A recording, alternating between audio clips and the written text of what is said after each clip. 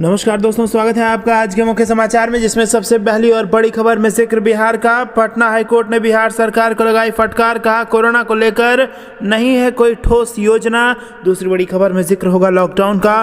Corona के खिलाफ निर्णायक लड़ाई की तैयारी 21 दिन के लिए लग सकता है, बंदिशें और सेना हो रही है अलर्ट। और तीसरी बड़ी खबर में जिक्र होगा कि शहाबुद्दीन के अंतिम संस्कार के बाद बोले तेजस्वी यादव कि बिहार लाने की सरकार ने नहीं दी इजाजत, और इसी के साथ लगाए बड़े गंभीर आरोप। दोस्तों, हर एक खबर की गहराई में आपको ले जाएंगे, लेकिन उससे पहले अगर आपको भी ऐसा लगता है कि कोरोना को लेकर सरकार के पास कोई ठोस योजना नहीं है, तो आप अभी इस वीडियो को लाइक कीजिए और इस लाल बटन को दबा के चैनल को फ्री में सब्सक्राइब करके घंटी बजाकर कमेंट में लिखिए जय हिंद। दोस्तों, रुक करते हैं तमाम बड़ी खबरों की तरफ। पटना हाईकोर्ट ने बिहार सरकार को लगाई फटकार, कहा कोरोना को लेकर नहीं है कोई ठोस योजना। जी हां दोस्तों, कोरोना की दूसरी लहर की वजह से बिहार में हालात लगातार खराब हो रहे हैं, जिसके बाद से पटना हाईकोर्ट लगातार इस मामले पर सुनवाई कर रहा है और सरकार से हालात की जानकारी ले रहा है। इस दौरान जस्टिस चक्रधारी शरण सिंह व जस्टिस मोहित कुमार शाह की खंडपीठ ने शिवानी कौशिक की जनहित याचिका पर सुनवाई करते हुए कहा कि महाधिवक्ता मंगलवार को बताएं कि सरकार लॉकडाउन लगाने को लेकर क्या फैसला कर रही है। बता दें कि इस जनहित मामले की सुनवाई के जरिए ही हाईकोर्ट सूबे में कोरोना महामारी से निपटने में सरकारी इंतजाम व कामकाज की मॉनिटरिंग कर रही है।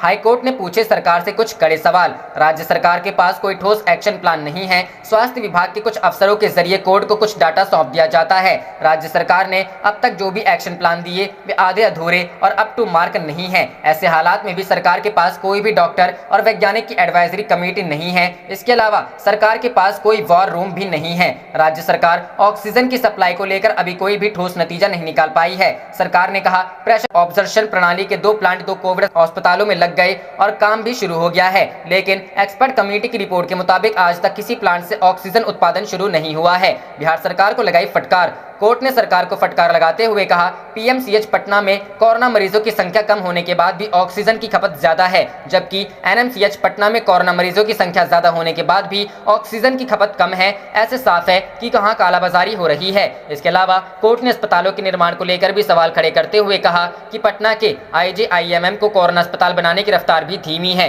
बिहटा के ईएसआईसी अस्पताल में भी सुविधाओं की काफी कमी है, जिस कारण कोरोना मरीजों का इलाज नहीं हो पा रहा है, बल्कि डॉक्टर वहां मौजूद हैं। वहां पर 23 अप्रैल 2021 से डॉक्टर आ गए हैं, लेकिन सुविधा के अभाव में वो इलाज नहीं कर पा रहे हैं। रुख करते हैं अगली खबर की तरफ। लॉकडाउन, कोरोना के खिलाफ निर्णायक लड़ाई की तैयारी 21 दिन के लिए लग सकती है बंदिशें, सेना अलर्ट। जी हां दोस्तों, केंद्र सरकार ने कोरोना संक्रमण के खिलाफ निर्णायक लड़ाई लड़ने की तैयारी कर ली है। कोरोना संक्रमण की चेन तोड़ने के लिए सारे देश में 21 दिन के लिए बंदिशें लगाई जा सकती हैं। इस बार सेना और अर्धसैनिक बलों को अलर्ट कर दिया गया है। संभव है कि देश में संपूर्ण लॉकडाउन के दौरान सेना मोर्चा संभालेगी। देश में कोरोना संक्रमण की दूसरी लहर ने तबाही मचा रखी है। सरकार ने इस पर नियंत्रण करने के लिए पूरा जोर लगा दिया है, लेकिन कोरोना के चलते मौतों में कमी नहीं आ रही है। राज्यों द्वारा अपनी समझ से लॉकडाउन या कर्फ्यू लगाने का फैसला लिया जा रहा है। किसी राज्य में सख्त लॉकडाउन है तो कहीं पर आंशिक बंदिशें हैं। कुछ राज्यों में कंटेनमेंट जोन को लेकर भी स्पष्ट नीति नहीं है।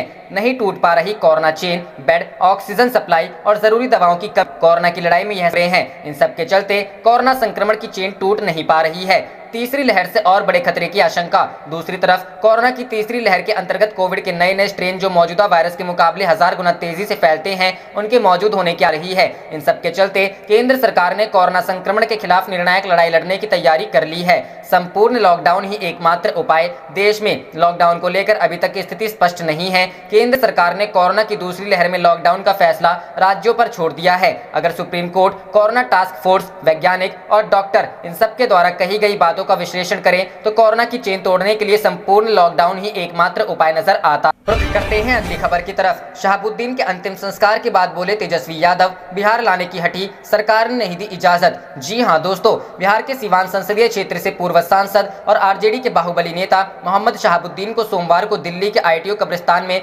सुपुर्द ए खाक किया गया। हालांकि इससे पहले काफी विवाद हुआ। कथित तौर पर शहाबुद्दीन के बेटे ओसामा साहब के ट्विटर हैंडल से ट्वीट कर तेजस्वी पर निशाना साधा गया। वहीं कुछ समर्थकों ने दिल्ली के डीडीयू अस्पताल के बाहर से फेसबुक लाइव कर नेता प्रतिपक्ष पर निशाना साधा।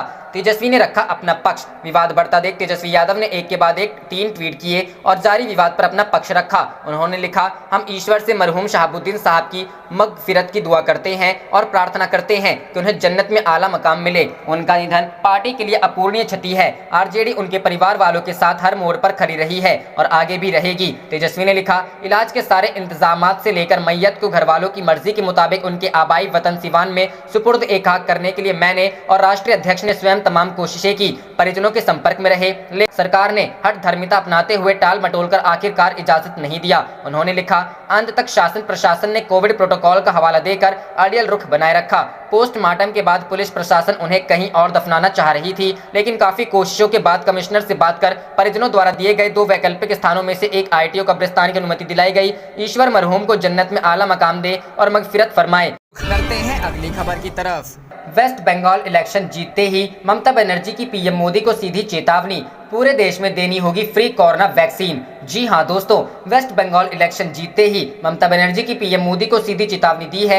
यदि उन्होंने पूरे देश में फ्री कोरोना वैक्सीन नहीं दी तो वो आंदोलन जनता को संबोधित करने के लिए सामने आई तो उन्होंने कहा कि वह डबल सेंचुरी की उम्मीद कर रही थी, 221 सीटों को जीतने की उम्मीद कर रही थी। उन्होंने कहा कि यह जीत बंगाल के लोगों की जीत है। ममता ने कहा कि हम जश्न नहीं करेंगे, छोटा सा समारोह कर कोविड की लड़ाई में जुट जाएंगे। बंगाल सीएम ने चुनाव आयोग पर सहयोग न करने का आरोप भी लगाया। उन्होंने कहा कि चुनाव आयोग ने खराब व्यवहार किया। इसके साथ ही मुख्यमंत्री ममता ने यह वादा किया कि पूरे राज्य के लोगों को मुफ्त वैक्सीन दी जाएगी। पश्चिम बंगाल की मुख्यमंत्री ने आगे कहा कि वह ये मांग करती हैं कि देश के 140 करोड़ लोगों को मुफ्त वैक्सीन दी जाए। ममता बनर्जी ने कहा कि अगर देश के लोगों को मुफ्त वैक्सीन नहीं मिली तो वह गांधी प्रतिमा के बाहर फिर से प्रदर्शन करेंगी। उन्होंने कहा कि बंगाल चुनाव में जो यह सफलता मिली है इसके लिए उन्होंने टीएमसी परिवार की तरफ से धन्यवाद किया। इसके साथ ही उन्होंने कहा कि कोविड काल से निकलने के बाद सफलता का जुलूस करेंगी। उन्होंने कहा कि हमारा शपथ ग्रहण समारोह छोटा सा समारोह होगा जिसमें कोविड के प्रोटोकॉल को ध्यान में रखा जाएगा। इससे पहले रुझानों में तृणमूल कांग्रेस की शानदार जीत के संकेत के बाद ममता बनर्जी ने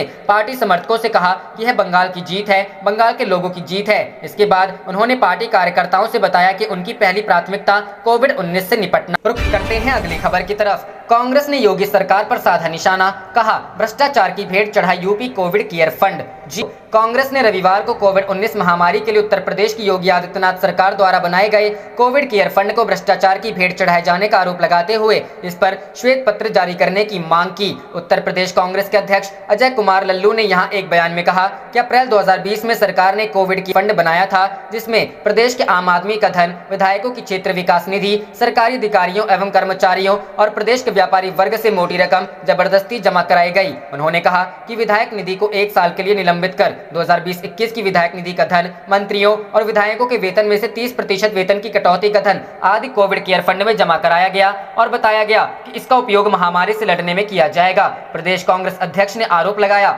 महामारी से लड़ने के लिए बनाए गए इस फंड का कोरोना की दूसरी लहर के समय में कुछ पता नहीं है। इस फंड का पैसा इस मुश्किल समय में कहां खर्च किया जा रहा है। प्रदेश में लोग ऑक्सीजन, दवा और स्वास्थ्य की बुनियादी सुविधाओं के अभाव में दम तोड़ रहे हैं। ऐसे में यूपी कोविड केयर फंड का धन कहां खर्च हो रहा है, कुछ पता नहीं। लल्लू ने गंभीर आरोप लगाते हुए कहा कि यूपी कोविड केयर फंड भ्रष्टाचार की भेंट चढ़ गया है तथा कांग्रेस की मांग है कि सरकार इस कोष को लेकर श्वेत पत्र जारी करे।